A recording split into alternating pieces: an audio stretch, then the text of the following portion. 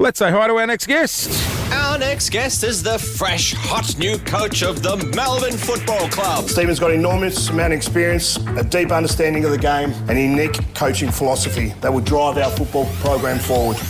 Please welcome to the show, Stephen King. Woo! Here to take you to the promised land. Good morning. Good morning. Morning, Kingy. Hot new coach. Oh, how's that sound? Must have a temperature. No, I haven't lost the game yet, Clint. So, 100% record at the moment. Is this the first official radio interview It in is. the big chair? Yeah, it is. In studio. So I'm glad you picked such a news-based show to... Prestigious sporting show. I mean, it would have been nice to have three of you in person, but that's okay. I know, they opted to Bigger stay fish in to LA. fry. Yeah. Well, you know what, Kingy? We are in California, Clint and I. Jace is at home, but we were over here. We went to the Super Bowl, and it was pretty amazing seeing an Aussie punter in the Michael Super Dixon. Bowl. Yeah. Michael Dixon in the winning team. I mean, there's plenty of football players. Are there any Melbourne players that could one day be punters, do you think, in the NFL? We've got a couple of guys that can roost the big ball. Jed Adams, young defender, he can kick at 70 off one step, so he'd certainly be one. Guys that have got fluid kick, like Bailey Fritsch is a fluid, he just does it effortlessly and great control of the ball. So, yeah, I think there's certainly motivation. We see a lot of Aussies now hitting college or going over the States now. Hey, Kingy, congratulations. Welcome to the Demon family as Thank you. a Melbourne person myself. A Melbourne Nuffy. What does it feel like taking the reins as senior coach of a club? Is it, do you feel pressure? Do you feel, is it an emotional time? Obviously, it's a big moment for your family as well. What's the overriding emotion? Oh, it's one of excitement and pride, certainly. But then, there's different pieces to it, Clint. You sort of put a bit of prep in to win the job. And, first you've got to believe that you're capable and you're ready. And that probably took me a little bit longer than some others. But certainly you help build experience along the journey. And then, I think you win the job and you're like, okay, now this is real. Then that little bit of self-doubt, imposter syndrome, like now how am I going to start all this and get it done? And luckily enough... I've got a terrific bunch of staff and players and coaches especially that have sort of helped, I guess, remove some of the things that I wanted removed. But, I've just high level of trust and autonomy amongst our players and coaches and just sort of watching it come to life the last 4 months has been really exciting. What about nerves on the first day? Like, because you're a former player, you can't go in there being one of the boys. You're the boss now. No, absolutely.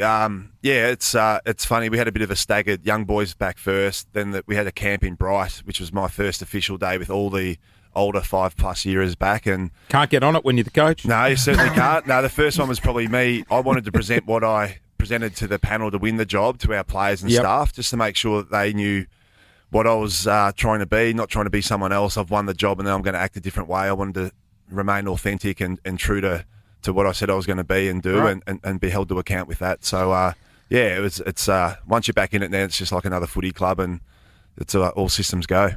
Kingy, I remember you from being the captain of the Cats down in the Geelong days, and you're an amazing captain down there. But do you think having that experience as a captain and a leader of a footy team as a player has set you up for being a better coach? Yeah, certainly, Loz. I think all your experiences as a player, being captain, being injured, being traded, ups and downs, winning a premiership, losing one, all those little pieces of experience that you've lived certainly help shape you to help guide and manage and understand the journeys your players and other people are going through at footy clubs.